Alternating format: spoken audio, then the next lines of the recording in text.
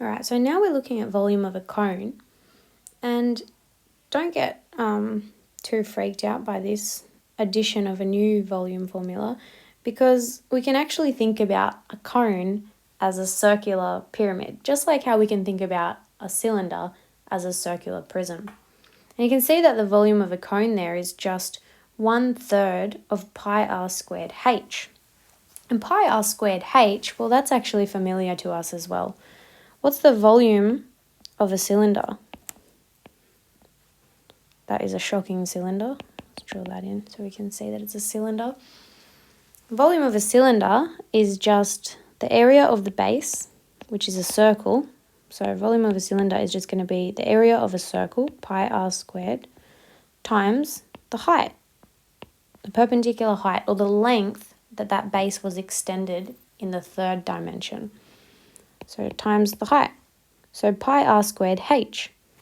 So you can see that a cone has a volume which is just 1/3 of the volume of a cylinder. So just how a pyramid is 1/3 of the volume of a prism, a circular pyramid is 1/3 of the volume of a circular prism, or a cone is 1/3 of the volume of a cylinder. So it's the exact same as other types of pyramids. We're just thinking of a cone as a circular pyramid. Okay, so let's calculate the volume of this cone correct to the nearest cubic centimetre. Our formula is 1/3 pi r squared h. And pi r squared is just the area of the base. Remember that. But we know the area of the base because for cones it's always going to be a circle. So you can really think about this as volume equals area of base times height, times 1/3. Same as any other pyramid, except we know the area of the base already, it's a circle.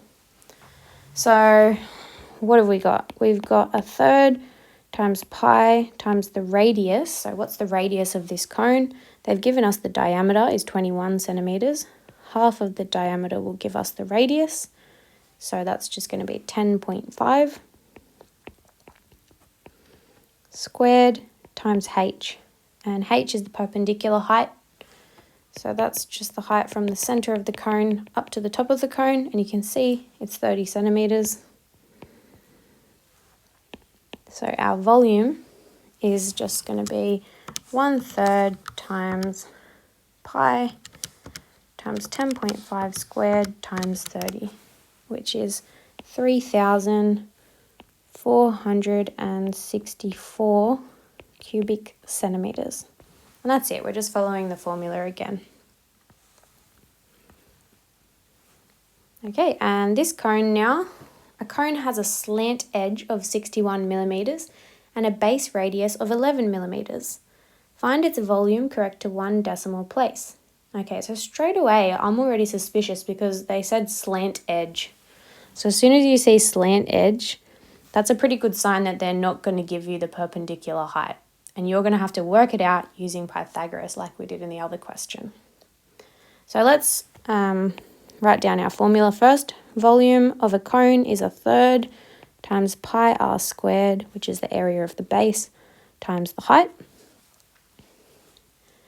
So we're going to need to know the radius here, which is, we can see it's 11 millimetres already. And we're also going to need to know the perpendicular height, and we don't have that. We've only got this variable h here, or this pronumeral h. So we need to look for a right angled triangle. They've given us the slant edge, so they've told us this edge here, which looks like it's the hypotenuse in a right angled triangle. They've told us the radius, so that's going to be one of the sides in the right angled triangle. And we want to find the height. So you can see there's a nice right angled triangle there that we can use. So let's use Pythagoras to work out the height. Actually, I might do it over here so I've got room to write the volume when we get up to it. So let's use Pythagoras. C squared equals A squared plus B squared. C has to be the hypotenuse, so C must be 61 millimetres. a squared and b squared, doesn't matter which one's which. They just have to be the other two shorter sides. And now 61 squared is 3,721. And 11 squared is 121. So now we just need to solve this equation for h. We can subtract 121 from both sides. So 3,721 minus 121 is 3,600, so that's nice. These two constants cancel out. We're left with h squared. On the right hand side, we're nearly done now. We just need to take the square root of both sides to get rid of that power of 2. And the square root of 3,600 is 60. And we only need to worry about the positive square root because we're only talking about length, and we can't really have a negative length, can we? So this is the height of our pyramid, our cone, our circular pyramid.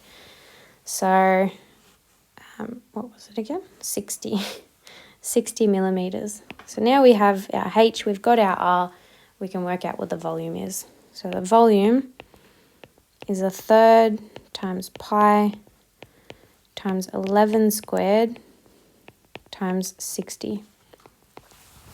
You can put that into your calculator. 1/3 times pi times 11 squared times 60 is 7,600. It says correct to one decimal place, 602.7, and it's cubic millimeters.